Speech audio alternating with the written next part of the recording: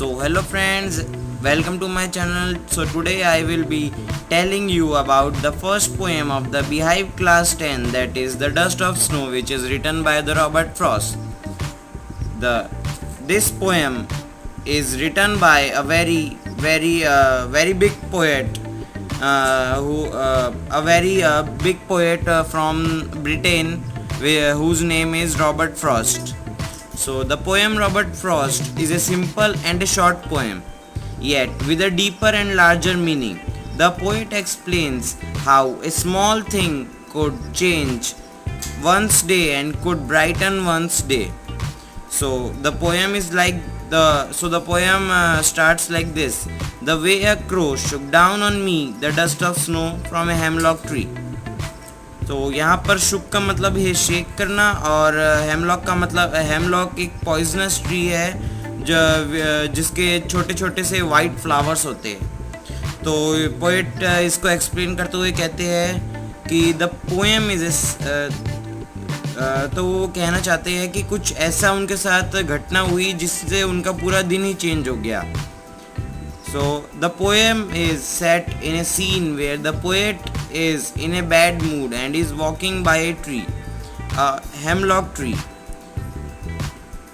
Hemlock tree is a poisonous tree. As he passes by, a crow happens to throw some snow dust on him. Whether it falls on his head or shoulders is unknown, as there is no specific mention in this poem.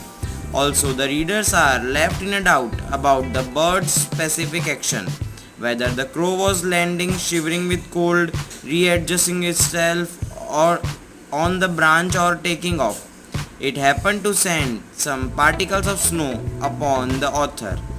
Here, the two agents of nature, the hemlock tree and the crow, are signifiers of the sadness and gloom, just like the poet's mood was in opening scene. तो इसमें इसका कहने का मतलब है कि है ना, कुछ क्रो पता नहीं क्या कर रहा था, पर क्रो ने कुछ ऐसा किया कि जो स्नो के पार्टिकल्स होते हैं वो ऑथर के ऊपर आके गिरे. तो वो भी एक हेमलॉक ट्री के नीचे बैठे हुए थे. हेमलॉक ट्री वैसे तो एक पॉइजनस ट्री माना जाता है जिसके वाइट फ्लावर्स होते हैं, पर पोएट फिर भी इसके नीचे से पता नहीं शायद जा रहे थे कि वे इसके नीचे बैठे थे, ये बताया नहीं उन्होंने. पर उनके ऊपर जो क्रो कहीं शायद बैठा था, या तो खुद को एडजस्ट कर रहा था, या फिर एक ब्रांच से दूसरी ब्रांच में जा रहा था. पर जो स्नो होती है ब्रांच के ऊपर, वो उसने गिराई, और वो पोएट के शायद शोल्डर पे आके गिरी या सिर पे आके गिरी, वो नहीं पता है. पर उससे पोएट को बहुत अच्छा लगने लगा. वो हम नेक्स्ट पैराग्राफ में पढ़ेंगे. तो आगे का पैराग्राफ है ऐसा है: has given my heart a change of mood and saved some part of the day that I had rued.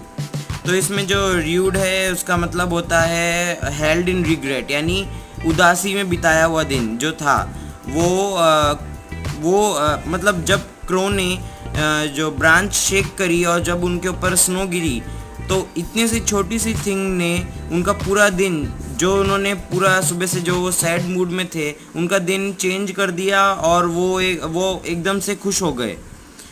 तो दूसरे पैराग्राफ को हम एक्सप्लेन करते हुए कह सकते हैं: the author was having a terrible day, but the falling of the snow on his head lifted his mood instantly. He had already spent his day in a bad mood, but the rest of it was saved by the crow and the hemlock tree. Generally, hemlock tree and crow are used for negative references, but the poet used them beautifully to portray that unauspicious things can bring joy and happiness too. One must not take things for granted and should be open and accept whichever way the nature chooses to bless us. तो जैसा कि आपको पता होगा, ये crow और hemlock tree है, इन दोनों को ही बैड ओमेन माना जाता है. पर पोएट का कहना है कि हमें किसी भी चीज़ को खाली दूसरों के बोलने से ही हमने उसको बेकार नहीं मानना चाहिए.